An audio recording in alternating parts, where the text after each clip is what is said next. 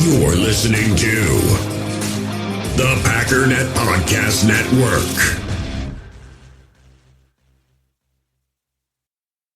What's going on, U.S. Cellular customers? I've got good news, so don't hit skip, at least not yet. I'm talking about their special customer event, Us Days.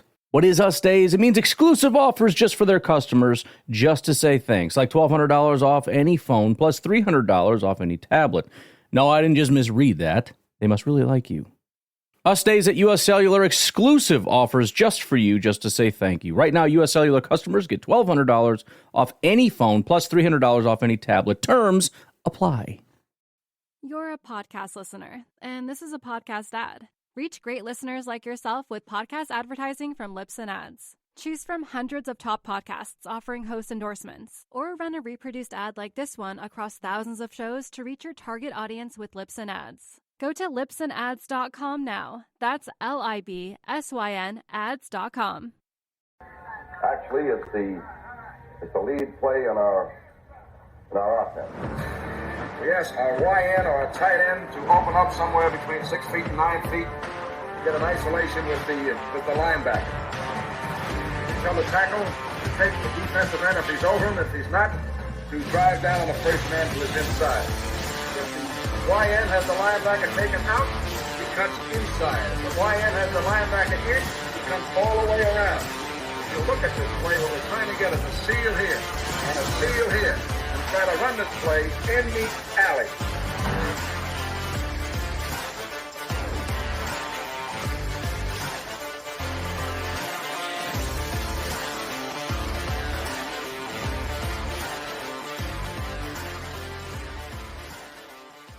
Is this thing on, boys? Are we live? What's up, guys? Welcome into Packers Total Access. My name is Clayton. You can check us out on Packernet.com. Find me on Twitter at Packers_access. Email us PackersTotalAccess@gmail.com. You can text us 865-658-5824. Join alongside just a few heroes here in the room. We got Tim live in Green Bay. We got Emilio in Tennessee sporting the X-Mark shirt this evening. And we got Jacob looking fly as ever up there in enemy territory on the Minnesota border. How we doing today, gents? Doing good, man. Another hot one. Yes, sir. My man. It was a hot one. Tim, how hot was it there? It was like 80 degrees and just like humid all day. Yeah, it was like 85 and gross all day. Yeah, yes. Yeah. Affirmative. We got this heat dome sitting right over top of me and Emilio right now. That's what they're calling it, a heat dome, right? I think they're saying Friday we may break the record, which was 94. So it's pretty humid out there. It's a little sticky, ain't it, Emilio? Even for your people, it's like right? You walk outside and it's just like your entire arm's just moisture. You know what I mean? It's like it just leaves you.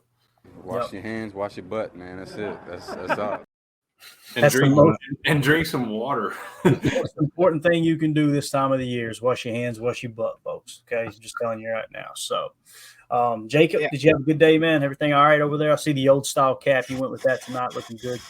Yeah, I had an actual full day off today, so I rearranged the whole garage, rearranged the house, tried to work out, took the dog out, did a whole bunch of stuff, man. Now I just want to go to bed. PTA. Yeah, I just want to go to bed now. I'm not going to. Well, you just hop off here whenever you need to, and we'll give you hell tomorrow, but, it'll be all right. United Bates in the chat said, another day in the books, going to crack open an adult beverage and enjoy some PTA. Appreciate you hanging out with us, Bates. Tim Smitty says, we know Eric's doing the same, but his adult beverage is a raspberry Smirnoff Ice. So, and then, of course, Smitty had to throw some shade at Emilio. He said, although that is certainly better than Emilio's latte with a double shot of Thor. So, I don't know. I'm not a doctor. Have you ever been iced? Yeah, dude. My old roommates used to ice me all the time. Yeah. We did it when his kid was born. They brought a fake baby out and iced him, and his wife was the one who thought of it. It was that's actually brilliant. And he slammed it on the spot. Oh yeah, dude. We'd do it in the morning, like he'd be like, I got a big meeting tomorrow or whatever, and we'd put a freaking ice in like his shower basket. And you just hear him be like, son of a, and you could hear him like his knee hit the ground because it was like the honor thing, you had to do it. Definitely. Do you guys know what we're talking about? No, they have no idea. Nah, not a clue. When you get so there's younger folks, I'm not saying I was young, but I was. Hold up. Well, what the hell does that mean, Jacob? Oh, Explain that first. I'm just saying that's what I used to do when I was a younger kid, like, back in the day. You basically hide a Smirnoff Ice in sort of plain sight or whatever, and like as long as you don't physically hand it to them, you're good. But you just gotta kind of have them roll up on it. It's kind of like this game, but with malt liquor. There you go. You hit my age group there for sure with that. There was many fights on the baseball bus on away trips over that right there. I promise. People knocking each other out. So hey man, we almost got 70 already on Rumble. Make sure you hit that like, hit that share. These people have no life hanging out in here listening to what we've got to say.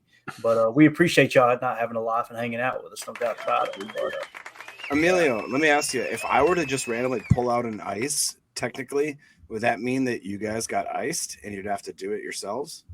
How does that work?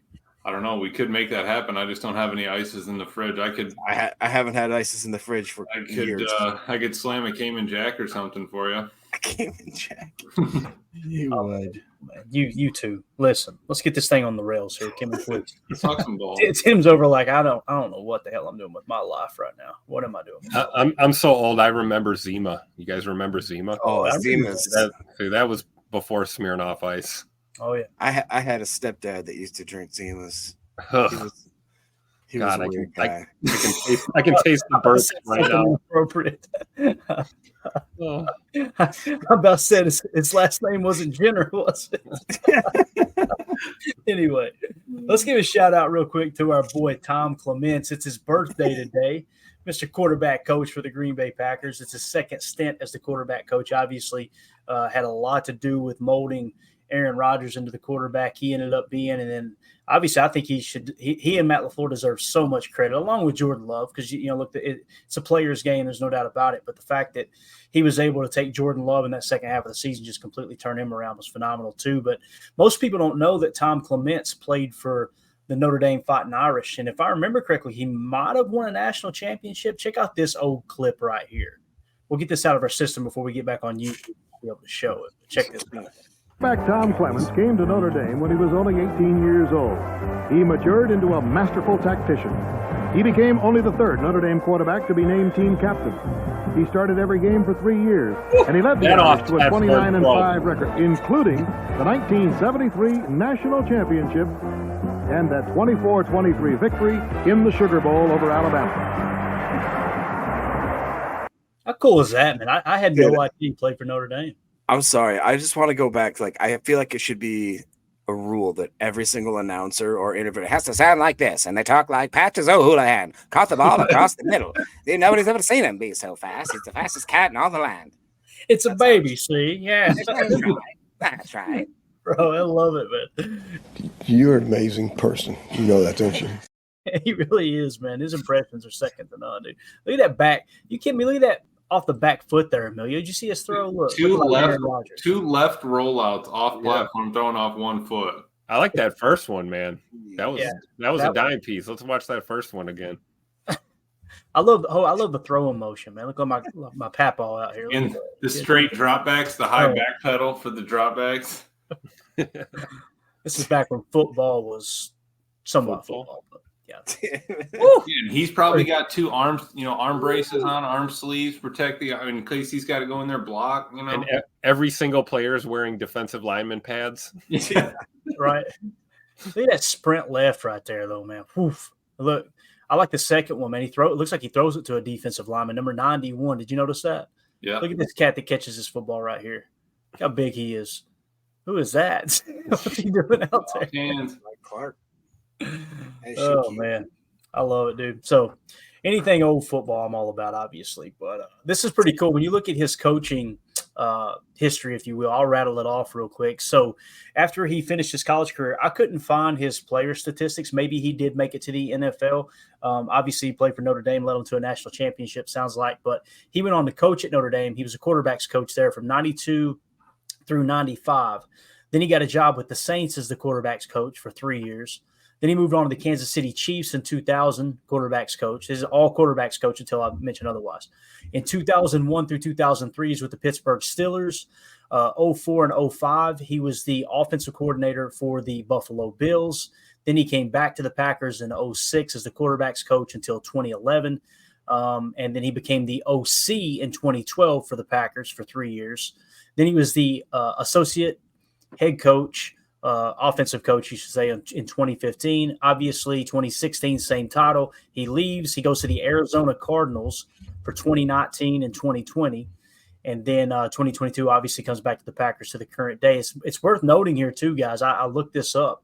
That 2019 Arizona Cardinals, he was with them 2019, 2020. Kyler Murray's best year, he won Offensive Rookie of the Year in 2019. So Tom Clements was his quarterback coach. Pretty cool, man. So he's got a bunch of MVPs under his belt. He's got, obviously, the Rookie of the Year under his belt. He wasn't there in Pittsburgh when Ben Roethlisberger won the Rookie of the Year. I immediately thought, I wonder if he was there with Ben. But success seems to follow him everywhere, Tim. Tom Clements is a legend, dude.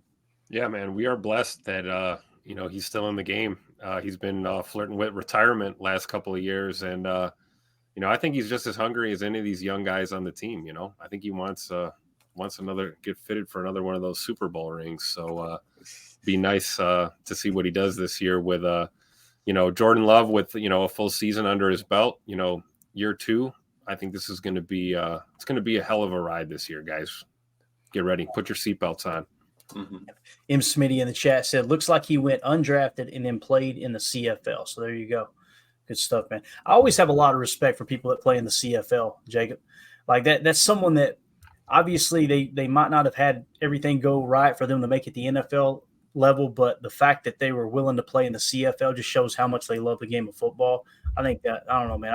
I respect people who do that. It's kind of like, obviously Trey Watson, Christian's brother, right? He did something similar. Didn't he play in the CFL? Am I thinking right? I believe so, yeah. Yeah, cool. I don't remember if I sent you a couple articles. I'm not sure if I actually finished sending one of them, but one of them was actually talking about how the Patriots just signed a right guard that was out of the UFL.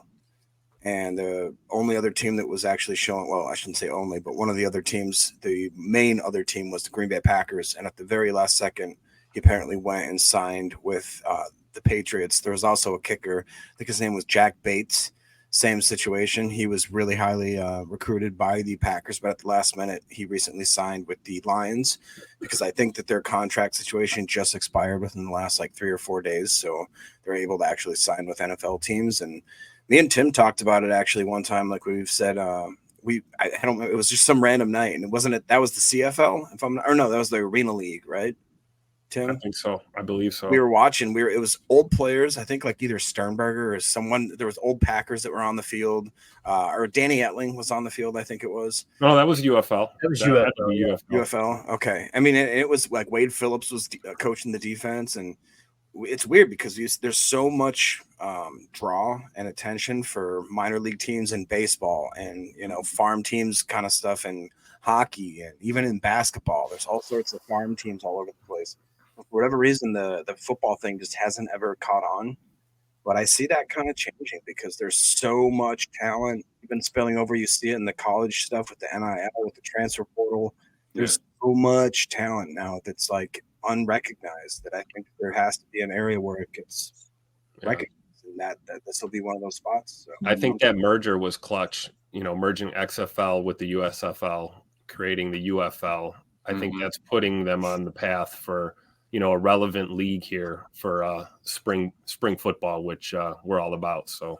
And that was a good game. I ended up watching that championship game. It's cool listening to the coaches, listening to the play calls, all that stuff. But to your point about, the CFL, on Move the Sticks, I don't know if you listen to Clayton with Bucky and DJ. They had Chris Harris Jr. on, the cornerback from the Broncos. He was undrafted, but they were basically just talking about, what it's like to try to make it in the NFL being an undrafted free agent. So, that was a good one as well. But same sort of idea that, you got to work hard. You got to keep putting it out there. You can't stop showing up.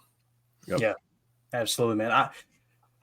I personally like this time of year. Now, I don't like it better than the fall and obviously football season, but if you know who to follow, who to listen to, there's some really good content out there, isn't there, Emilio? Like the GM Shuffle has been on one, man. They had, like I said, Wink Martindale. For those of you who are wondering, where did Wink end up? Obviously, he was with the Giants last year. Many Packer fans were, that's our guy, let's go get him. Obviously, Matt LaFleur disagreed, but he ended up going to the Michigan Wolverines. He's the defensive coordinator for the defending national champion Michigan Wolverines, which is kind of cool. So we're going to see. Did they get into why he left? Because from what I understand, didn't he leave a contract that was kind of unfulfilled, or wasn't that? Yeah, he basically stormed out of the meeting, is what they said. So, and he didn't even tell him where he's going. He went down to Florida. They found him. Evidently, somebody found him. Florida. He was just like, I'm done with this crap. So, the Giants are to be such a traditional organization, one of those that I have a lot of respect for the New York Giants. So did Coach Lombardi. Obviously, he loved the Mara family. The Mara family, they were a catalyst for having market revenue sharing across the NFL. And without that, the Packers would not exist today. So they actually made that case at one of the league meetings, like, look, we need the Green Bay Packers in the league. We need to make this happen. We need to share. It'd be real easy for someone who's got a team in New York to just go, no, this is our money. You guys fend for yourself. But they were the ones that kind of pitched the idea of how about we share this into a pool and all of the teams pull from it. Yeah, I have a lot of respect for the Mara family and obviously the history of the New York Giants.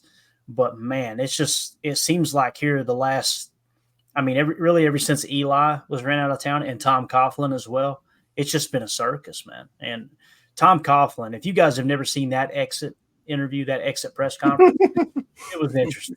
When he walks by, I can't remember which Mara it is. Obviously, it wasn't Wellington's the old man. I think it's John Mara. Anyway, he goes to walk by him and shake his hand, and he just cold-shouldered and didn't even shake his hand and walked out. It's like, what are you doing? That right there is a Hall of Fame coach. Dude won you 2 rings. Yep. He was Tom Coughlin, obviously a legend in his own right. But yeah, the Giants. Tom Coughlin, the Lou Holtz of the NFL, for sure, right there. Yeah, very similar. Yeah, of course, Lou Holtz. He comes across a little nicer than Tom Coughlin. Tom Coughlin's one of those Bill Parcells type coaches, obviously. Which it's cool, Emilio, on the GM Shuffle. They're talking a lot about Parcells here lately, man. It's phenomenal. Have you ever seen a Football Life Bill Parcells? I've not. Oh, it's on YouTube. Go watch it. It is unbelievable, man. Yeah, he was talking about the assistant coaches. He was the toughest kind of coach ever. But if he called me tomorrow for a job, I'd be there, as his assistant, just because he's that kind of guy to work for. You learn something from him every day. Yeah, and he went on to say, too, he's talking about Phil Simms was on the podcast with him. And Phil Simms said that he remembers Bill Parcells getting on the offensive line real hard with the Giants. Yep. And he was like, they wasn't protecting him. They wasn't doing their job well Phil enough. was cheering him on. Yeah, get him, Bill. Get him. And he said, I was like, get him, Bill. And then Bill turned to me and said, and Simms, it's your fault. The baby. He said, you're out here buying them gifts and they don't respect you anymore. They're your friend now. And he was like, what do you say? I was driving home that night and I was like, damn, he's right. I did. Yeah. I screwed that up. He said they used to fear me. They used to be afraid of if I got sacked, what my response would be. Right.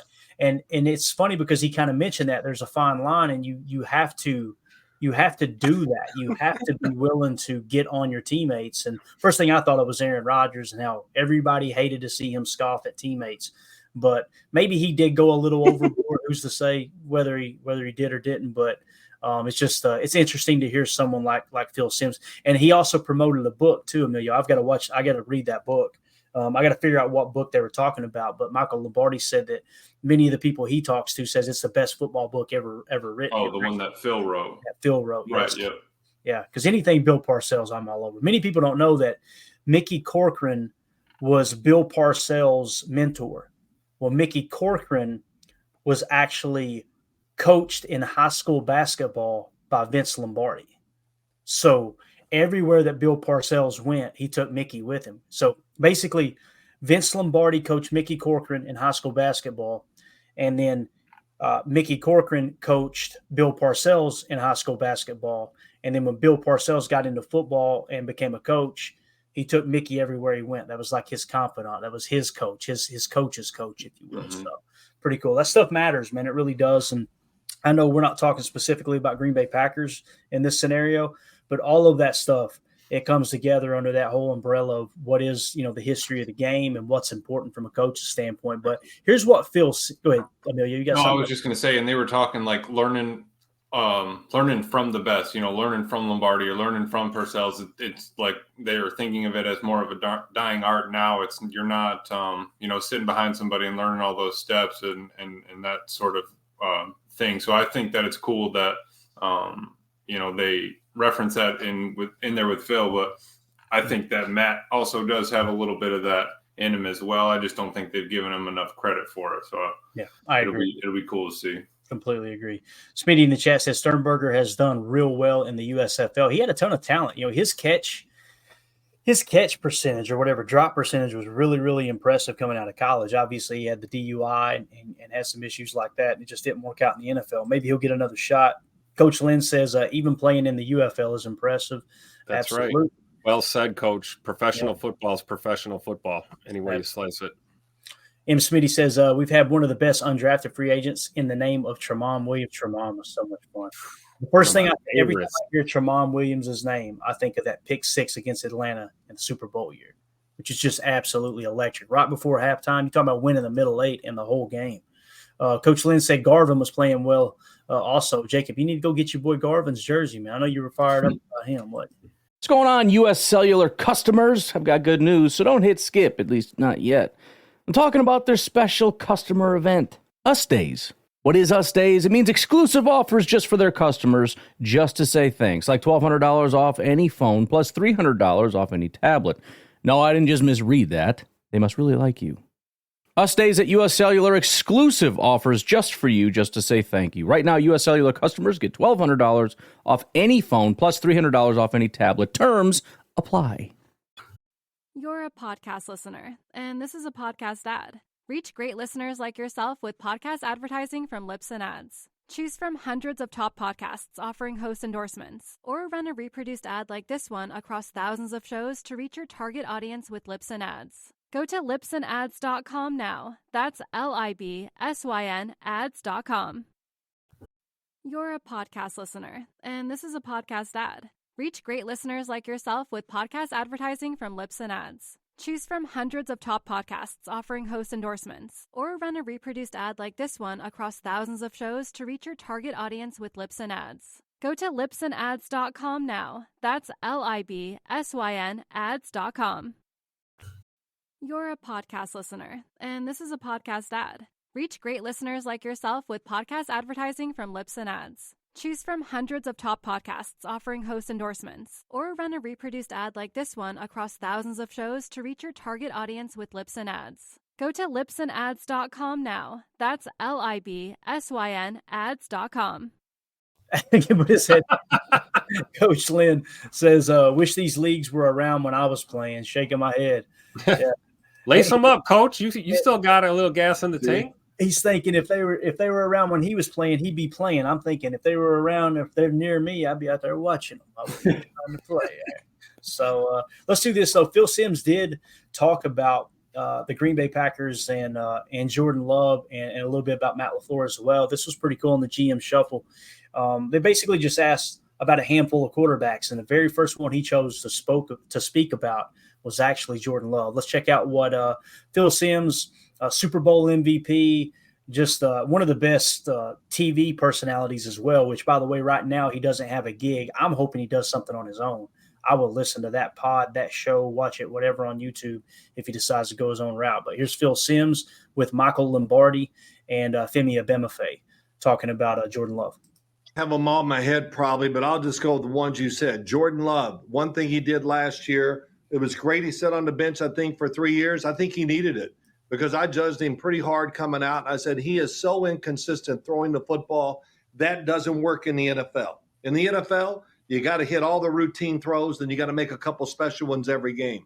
And, you guys have said it probably 1,000 times. He finally got a feel for the game by playing every week and preparing. And all of a sudden, he became damn Aaron Rodgers back there throwing the ball down the field.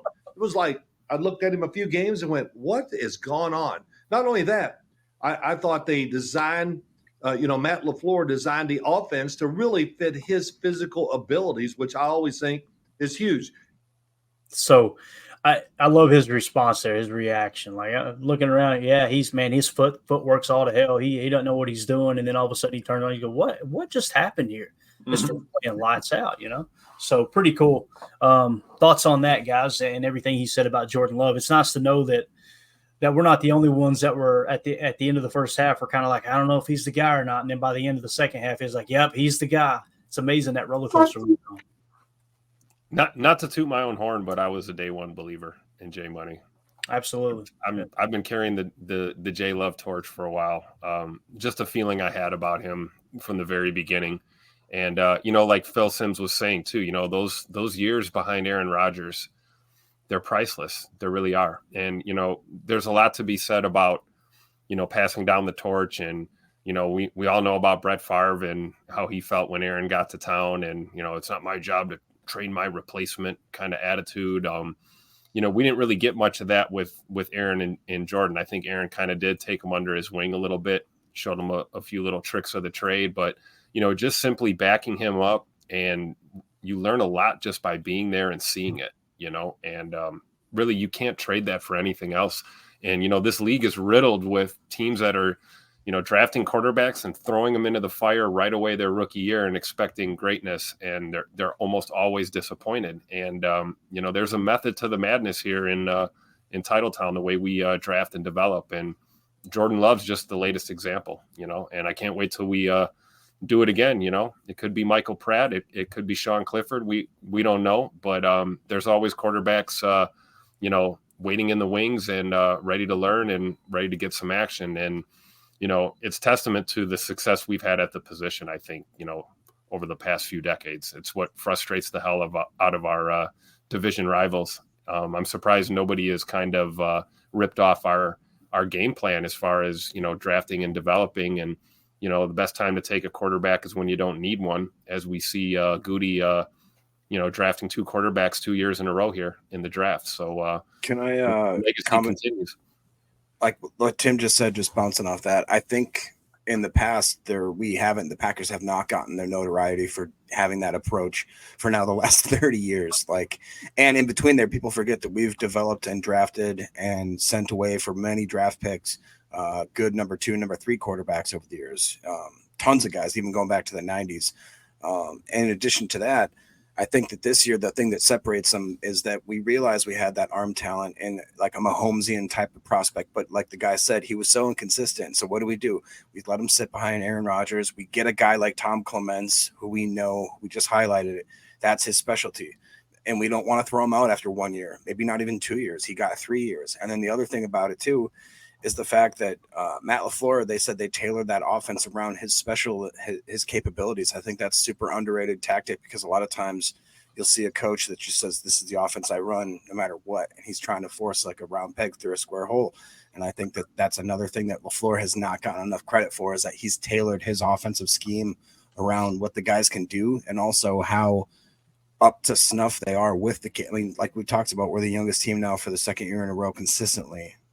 And I think that that's just a testament that LaFleur can even get anything out of these guys, let alone arguably we should have probably beat the 49ers and could be talking about how we could have made a run for the Super Bowl. So, right. And on top of that, Phil was talking the, greatest throwers of the football and stuff. He named off Brett Favre, then he named off Pat Mahomes, then he named off Aaron Rodgers. It's like, and who's following in his footsteps? So, it's great to see. And then even after that, when he was talking about Brock Purdy, just kind of the tone of voice difference in talking about Jordan Love versus Brock Purdy. It's like, Jordan Love's got all the angles. He can make those throws, and Brock Purdy, he kind of gets schemed up in those areas. He's still good. He's still a good football player. He processes it well. He throws it well. It's just that little bit of tone difference got me excited just, from what Phil's seeing. Watching the tape. Yeah, because it's a tale of 2 halves, two half of the seasons. Like if you go and watch the first half, he's playing he's playing behind schedule. His accuracy was horrible, and in the second half, the game just like completely slowed down, and he was throwing dots. It was just absolutely. What does that say about Jordan? It says he picks things up very quickly. Mm-hmm. What do we have his Wonderlic? I can only imagine what his Wonderlic is. You guys talk. I'll look that up real quick. I mean, just phenomenal. I think a lot of what we saw in the first half is, was him getting his feet wet in the NFL. Things come at you fast. That's the biggest adjustment that these guys have to make is how fast the game really is at the highest level. And, we always talked about it. Timing issues, out of rhythm, maybe making the wrong read, forcing a throw here and there. All that stuff kind of started to iron itself out as we progressed through that first year as a starter. And we all know how, we ended that season. So, but think about this, Tim, even to that point. Yeah, 100%. But I would argue that that's probably not even, it's mostly on Love because he's always going to be mostly on the quarterback, right? But think about the fact they had 2 rookie tight ends. They had a wide receiver room that had nobody that's been there for more than 3 years. That's crazy. Yep. They had offensive linemen that were playing left tackle for the first time, center that was really shaky, guys that were rotating in and out of the guard position because they couldn't figure all this out. All that's happening while Jordan Love is trying to get the sense, like you talked about, gauge the speed of his new wide receiving crew, the gauge of the speed of the NFL, try to go against defenses that are scheming against him. And they still were able as a team, but more specifically, Jordan Love was able to just turn that around in 8 games. That should tell you going into this. I don't think that we're overhyping him enough, to be honest, because going into this year, nothing has decreased for him. Nothing, I would argue.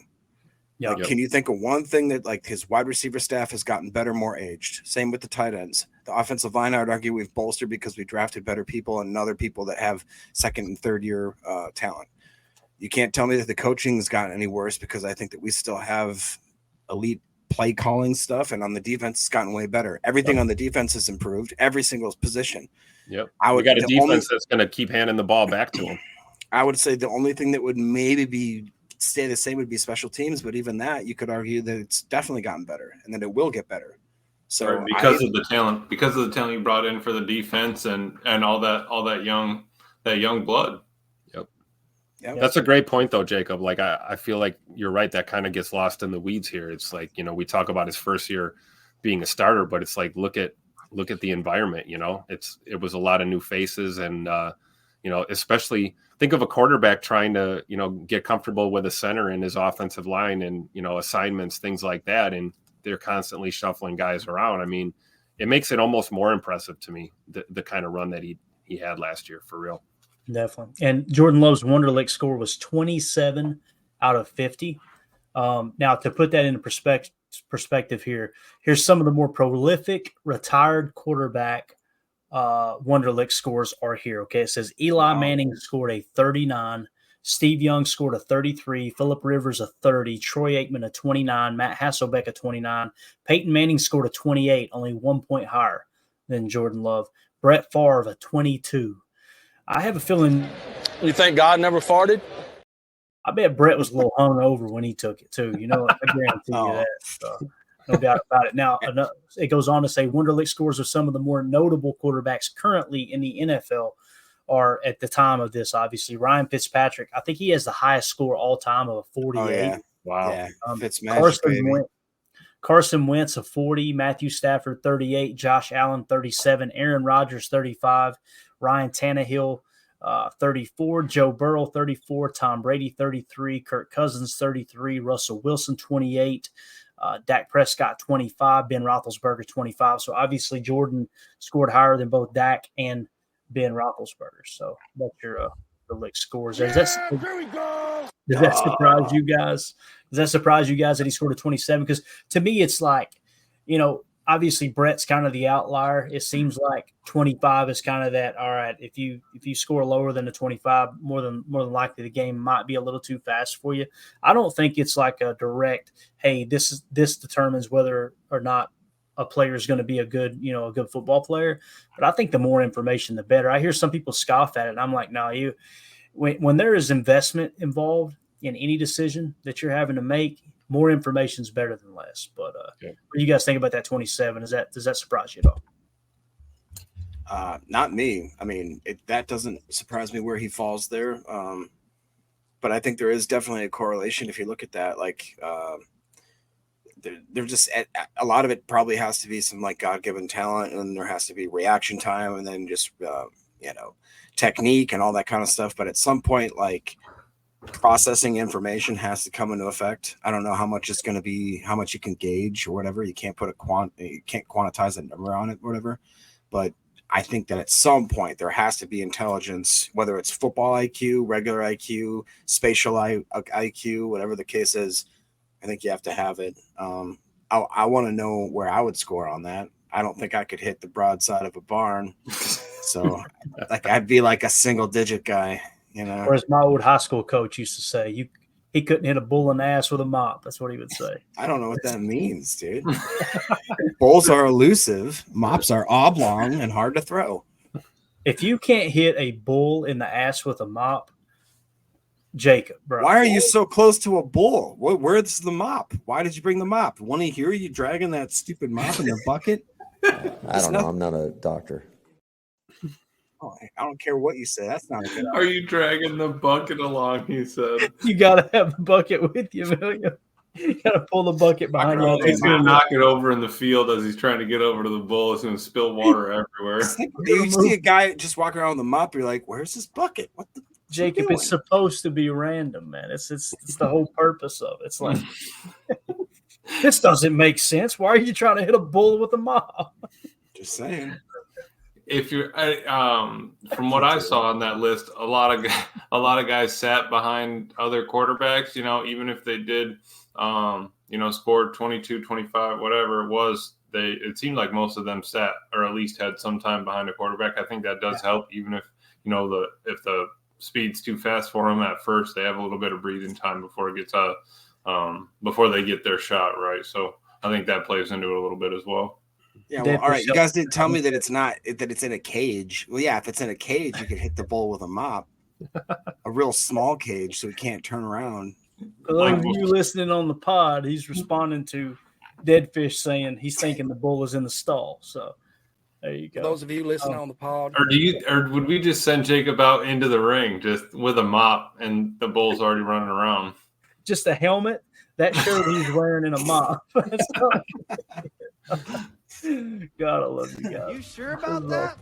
All right, Jacob always went to the bars in Nashville, the one with the bull riders. That's what he's known for. Yeah, it's called. I think it's called the Angry Beaver, wasn't it? I think it is. Yeah. Now we're gonna have the Angry Beaver Award for the best offensive player or something. I swear, I never went in there. I never wanted to. All right. So United Bates said earlier in the chat, Minister of Defense, USFL before the NFL. Great point. Obviously dominated over there in that league, talking about Reggie White. Blake in the chat says Tremont also had the game-winning pick the week before in the 2010 playoff against Philly back in the corner of the end zone, right? I can see it right now.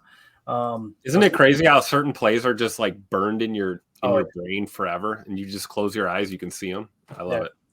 Blake said, I can't say I never had my doubts regarding J-Love, but I wasn't one of those guys throwing crap and punching air when they said his name at the podium. Once a guy's a Packer, he's one of our own. Yep. When I seen it, you know what? This is immediately how I reacted to it. When they drafted Jordan Love, I went, we're not going to have another year where if Aaron Rodgers goes down with an injury, we're miserable. You guys remember that, right? That year was like horror. It was like, okay, we're screwed. Guys, remember Seneca Wallace? Yeah, exactly. And Brett Hundley, right? Yeah. Where Brett Hundley handed the ball to Khalil Mack in the end zone, basically against the Bears. Y'all remember that? But I just remember thinking, if God forbid Aaron goes down with an injury during the season, it'd be all right. Here's a first round pick quarterback. Let's see what he can do, right? Rather than, well, we're screwed. We had let's go with ESPN. Vince Young in the stable for a while there too. That's right. Who was the other guy from Cleveland that we got? Oh, Deshaun Kaiser. Kaiser. Yes. There you go. Notre Dame's finest. We had some stinkers in there.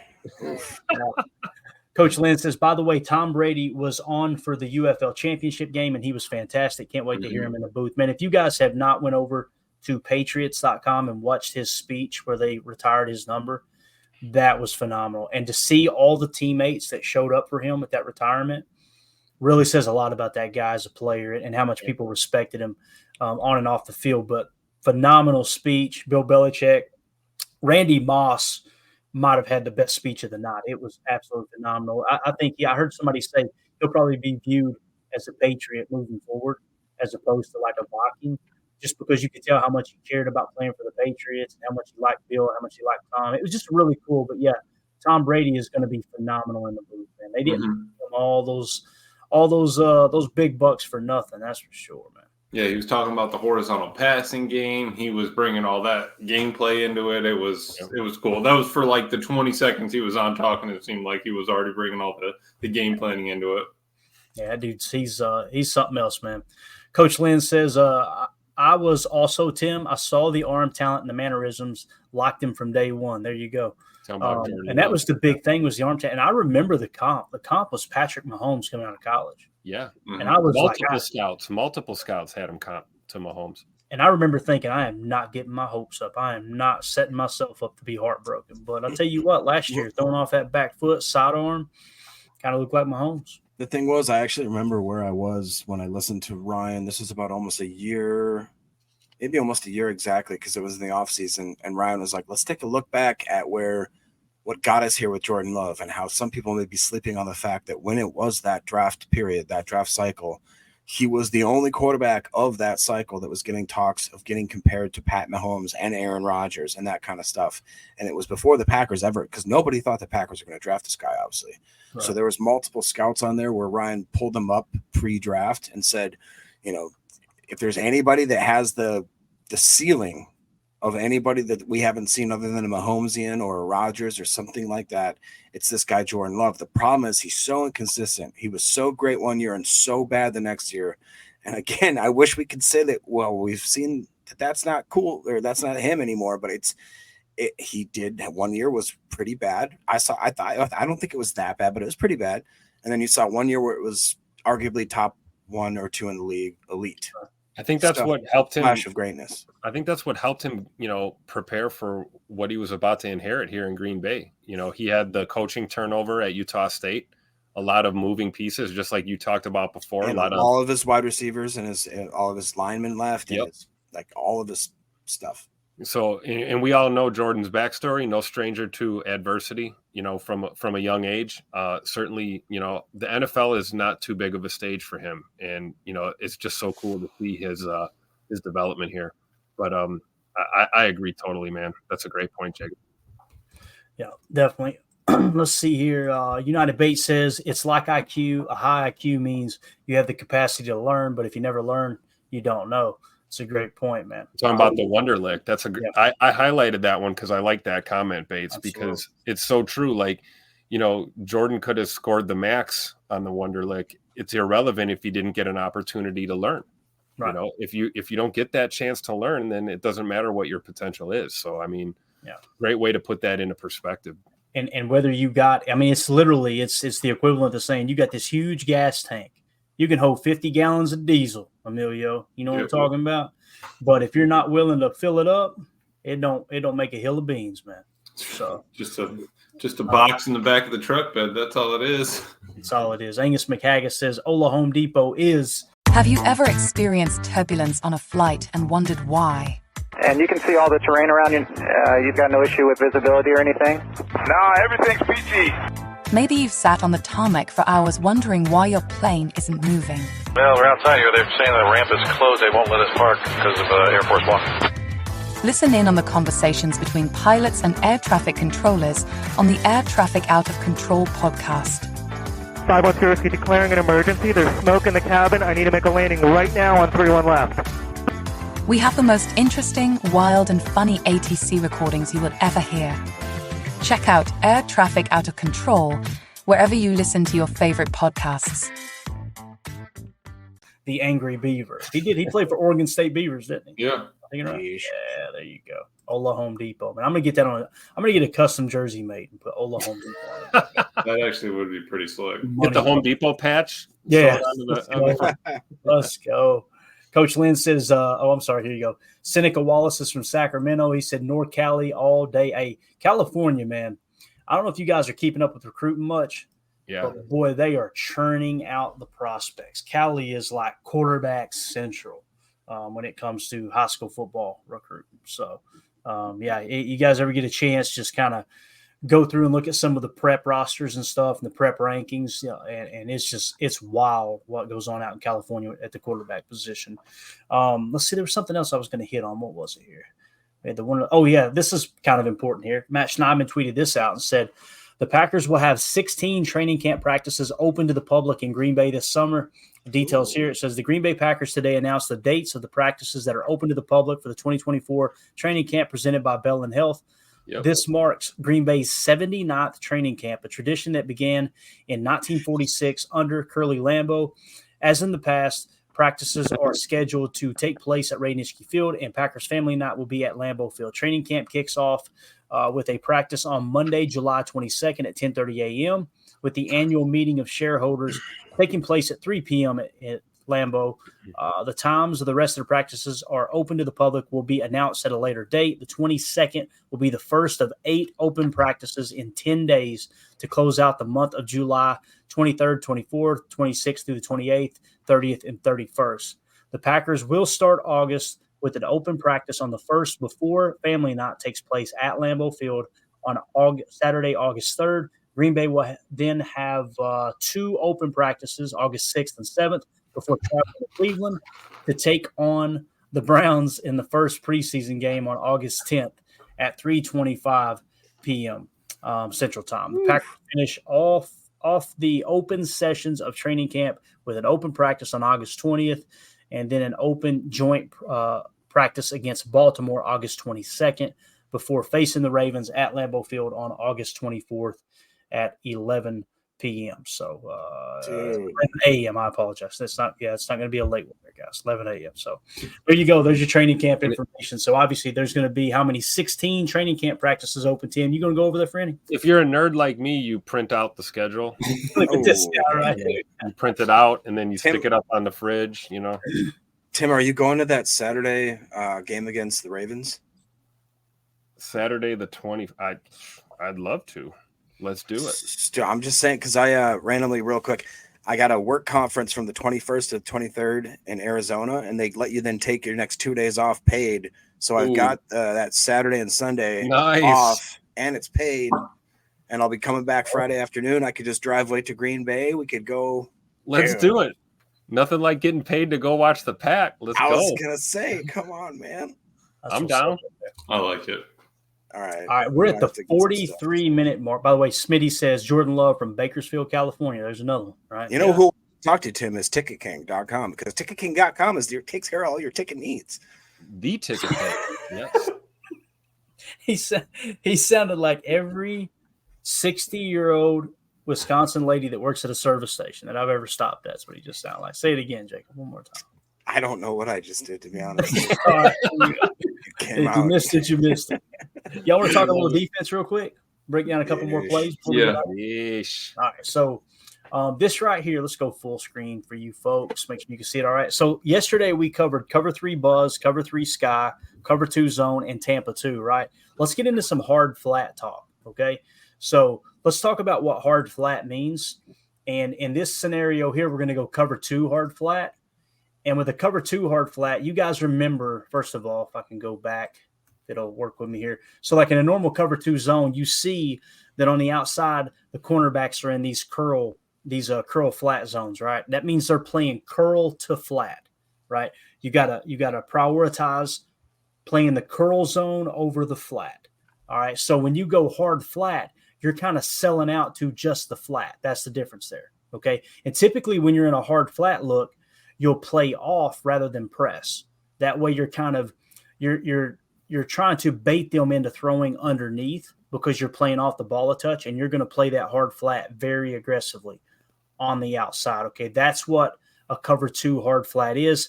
I've heard it called hard 2 down here in Tennessee. Okay, and what they mean is it's cover 2. It's cover 2 hard flat is essentially what it means. Hard 2. Now, if we were to back up and go back into the let me get back out of here real quick. Cover 3 look.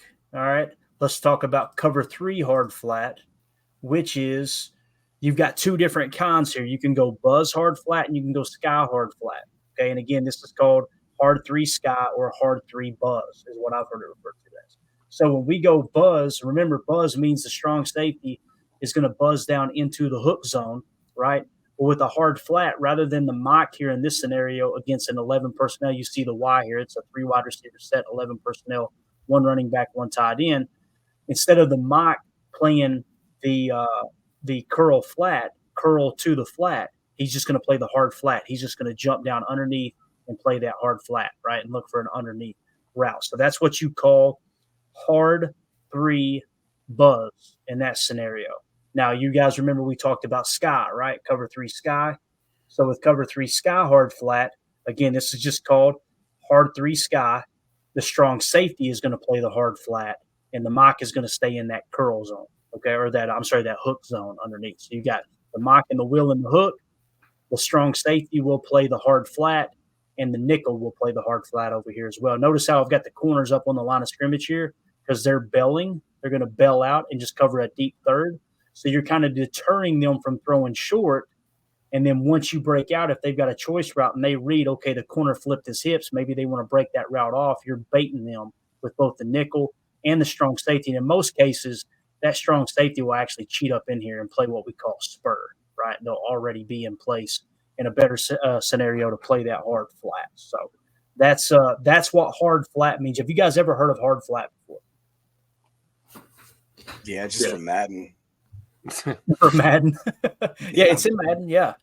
They've actually done a pretty good job of putting real defenses in. Now, whether or not the devs can get it to play correctly, that's a whole different ball. Right. That's it, Clayton. Sorry, go ahead, Emilio. No, go ahead, Jacob. Well, I was just going to ask if there's any of these guys, any of these players that you see doing these roles, like for instance, a strong safety, is that a Bullard role? Is maybe one of the, like the Will, is that more of like a Cooper role? Is that going to be more of a Quay role? Do you see maybe that nickel being able to shift in and out? Like, where do you see us interchangeably putting some of these players? For me, the only information I have coming out of mini camps is on when the nickel defense was on the field, the nickel 4-2-5, the linebackers were Quay Walker and Isaiah McDuffie. Now, that could change as you get into training camp. Maybe Edgerrin Cooper wins that job from one of those two guys. But if it were up to me, based off how we see Quay not kind of play that quote-unquote gap destroyer that you want in this type of defense, to me, I would rather see him in the will because he's going to be in coverage a little bit more, as where the mock has to be that gap destroyer. And what we're talking about is in this Pete Carroll cover 3 buzz approach, when you're in a 4-3 and you're playing the 4-3, you've got a mock, a Sam, and a will. The mock, middle linebacker, captain of the unit, and gap destroyer against the run, key read defender, both pre-snap and at the heart of zone coverages. I didn't feel like Quay was that gap destroyer. And again, that may change under Hafley. When you look at Will, the most athletic player in this group is generally the weak side linebacker, known for his elite open field tackling on cutbacks and his zone coverage ability in the flats. You could see both of those identities contain them being able to play, at the heart of zone coverages and his zone coverage ability in the flats. Both the mock and the will need to be able to play both. That's why I'm saying they're pretty interchangeable. So I think, Jacob, to answer your question, we can get pretty caught up in, all right, who's actually going to play the will, who's actually going to be playing the mock. There's going to be some scenarios where we don't know which one.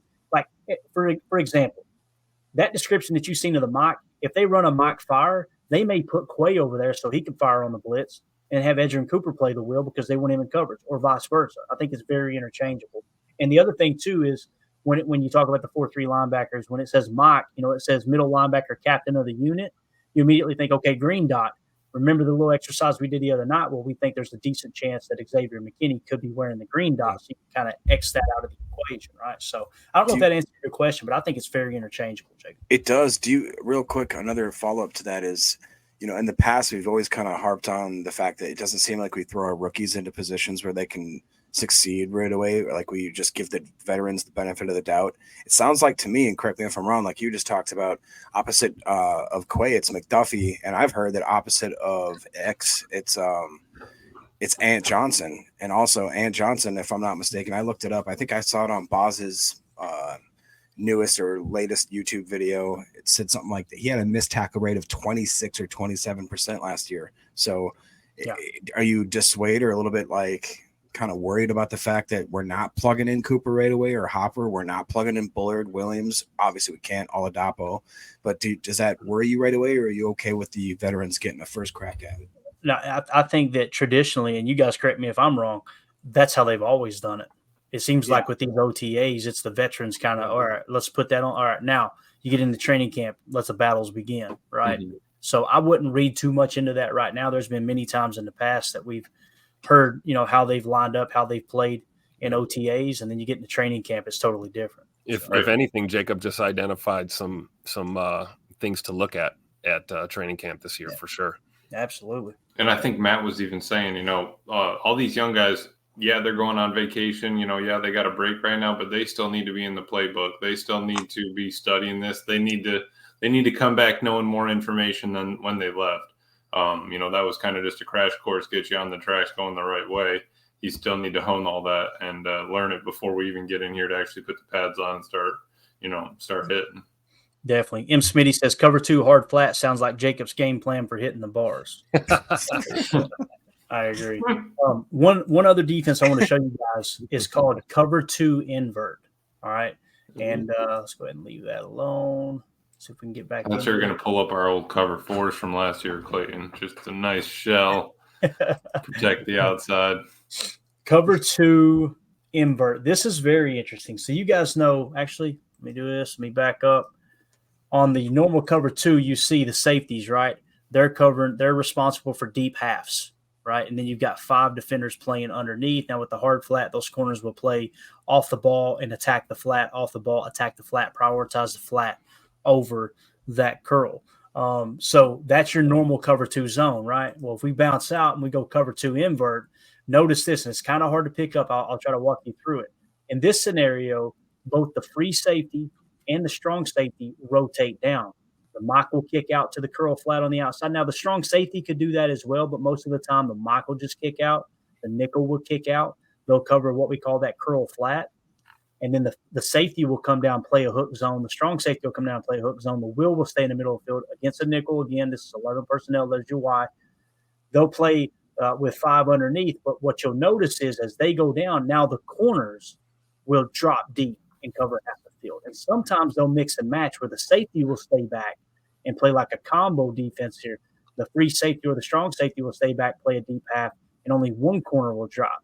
I'll give you a good example of that. You'll go back to the New Year's Eve game last year against the Minnesota Vikings. The touchdown pass to Jaden Reed down the seam, they were playing cover 2 invert. They were trying to sugar Jordan Love. Ball was snapped. Everybody rotates into place. This corner tries to bail out and play cover 2. Now, if I remember correctly, we had at least 2, maybe 3 targets on the right side.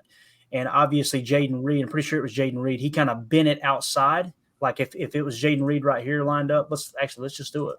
Let's play with it here for a second. That's what I am. So if you look right here, what he did was he kind of bent it out and then brung it back on the post, right? And what you're doing is that corner's reading that, and he's got to honor, okay, he may be going outside, and then you just got him completely out of position and took advantage of him, right?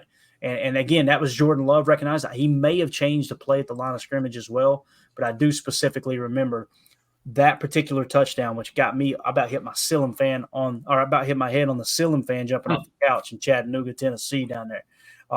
When he threw that skinny post, it was like he read that invert too, like it wasn't nothing. He was seeing the game at a whole different level second half of the season. So that's cover 2 invert. Anything you guys want to add to that? I think we got to have athletic corners to be able to run that, right? I would be fine with Ja doing that. Honestly, I think I'd be okay with any of our corners doing it, but we want them to be kind of rangy if they got to cover half the field, and they got to be able to track the ball. So, maybe we're not putting Stokes out there right away, or maybe we're not putting Valentine out there. Maybe Valentine's got just a smidge more, reps, a little bit more experience, maybe let him run that. But you got to be able to trust the corners when you're sending them out there. I think that's why you kind of like, the base, cover 2, having the safeties up top, just because they're a little bit more rangy. They're used to that. And then, you don't have the corners in a full bail technique, having to gain, 10 yards just to sort of get into position. I think that with Hafley sort of getting people into position with this defense, we might not do as much of that invert just because, we don't want to rotate as much in. But I still like the idea you got to have it in your back pocket because you can't run the same thing 60 plays a game. Yeah, at least early in the season, right? Emilio, Right. they're probably going to have those guys playing fast, therefore lining up closer to where their end result is rather than trying to sugar as much. Coach Lynn says Jordan Love killed cover 2 invert versus the Vikings for the touchdown to Reed. And, the beautiful thing about him being able to read that defense was like, check it off the box. We always talk about the 4 things. These are the 4 most important aspects play quarterback at the NFL level, in my opinion. Throwing power is not one because I feel like anyone who makes it to the NFL level has enough arm strength to play at the NFL level.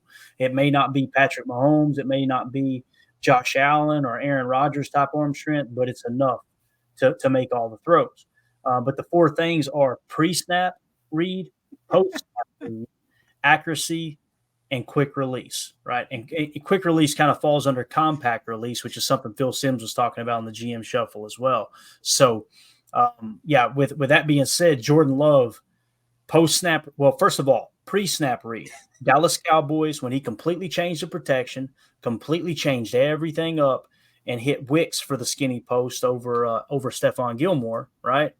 That was, to me, that was pre-snap read. Post-snap read, good example, Jordan Love reading cover 2 invert against the Vikings in that game. So he checked all the boxes, finally got the accuracy together toward the second half of the season. So if the accuracy is fixed and they continues to work on it, which is something you got to constantly work on.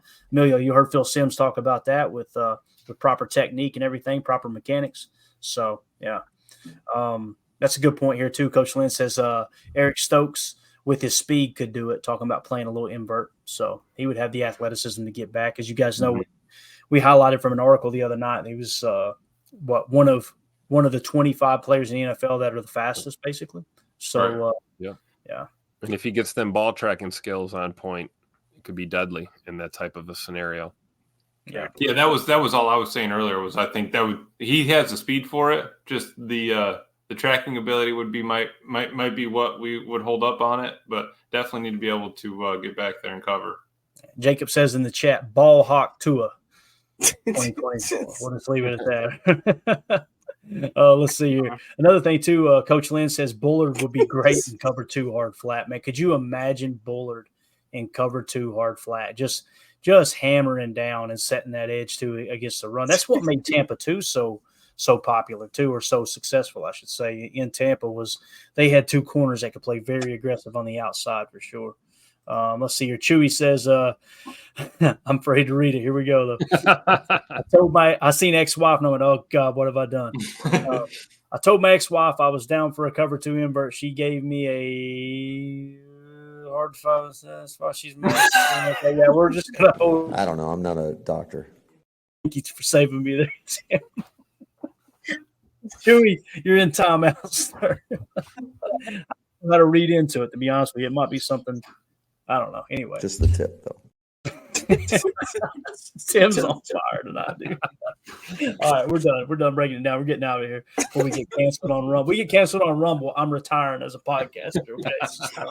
So, anything else you guys want to hit on before we wrap up here? Giggity. All right. Emilio, you got anything, Tim? No, this is great, though. Emilio, what do you got, buddy? I got nothing. I don't. He said, I'm embarrassed to be associated. Jacob, I don't know. Jacob's got me laughing. I know it. You're an amazing person. You know that, don't you? Trying to be serious, and I hear Jacob giggling. I'm like, just mute your mic, Jacob. You're throwing me. I can't keep a. The only reason. Sorry, I forget. I forget it's closer to my mouth now, and I can't. It sounds like Peter Griffin. He's going. That's it. All right, Emilio, go ahead. What do you got? I was just saying, Jacob's over here. He sends the text because he can still see my picture because I don't turn my camera off. So he wants my reaction while you're talking. That's why I saw Clayton's reaction too, and I was like, Jacob's like, that was a good one. Yeah, I feel like a weird success. I was like, yes, got him. Every time we get an interception this year, we need to play the ball hawk Tua. All right, there you go. So. You know what I'm saying? I'm saying. It's the arm motion for me. Yeah. It's fired up. She is The interviewer too. The interviewer was like, "Yes, I do. Yes, I do." Yes, I can't take you guys on the big screen. All right, I'm out of here. Yep. Indy strong, guys. That's what she yes, said. sir. Ron, we appreciate you. Thanks for hanging out. Sorry you don't have a life. Thank you for hanging out with us. All right. Appreciate everybody Those of hanging. you listening on the pod. What was that? The old combo. Oh. All right. Oh boy. I'm out. All right, I'm out. No meat missile talk, no nothing. Okay, thank you, President. We appreciate you there. Not a joke. Not a joke. We will be back tomorrow night. Maybe. Maybe. PTA live tomorrow night. We will do the Tampa game unless news breaks. Okay. We're going to get this over with. We're going to hammer through the rest of the season and knock that out of the park. So that's going to be a lot of fun as well. So with that being said, Tim, help me out here, man. For those of you listening on the pod, thank you for making us a part of your day. Make sure you guys, if you want to get entered into the contest to win the picture of Brett Favre, Bart Starr, Aaron Rodgers together, a really cool frame photo that Mr. Larry donated to the show. Make sure you're a member of one of the 3 tiers on Patreon. We're going to put everyone who's in the Patreon group on the pinky wheel, Larry McCarron pinky wheel. We're going to spin that thing and give that awesome piece of memorabilia away. So make sure you guys get that taken care of. We'll probably do that. I say we do it next week. We'll come out with a specific day, and we'll make sure y'all have enough time to, if you want to enter, you can get yourself into that contest as well. So we're out of here. We'll see you tomorrow. As always, let's go out and be the change we want to see in the world, and go Pack, go. The power sweep. Actually, it's the lead play in our offense. We ask our YN or a tight end to open up somewhere between 6 feet and 9 feet. Get an isolation with the linebacker. You come to tackle, you take the defensive end if he's over him. If he's not, you drive down on the first man to his inside. If the YN has the linebacker taken out, he cuts inside. If the YN has the linebacker in, he comes all the way around. If you look at this play, what we're trying to get is a seal here and a seal here, and try to run this play in the alley.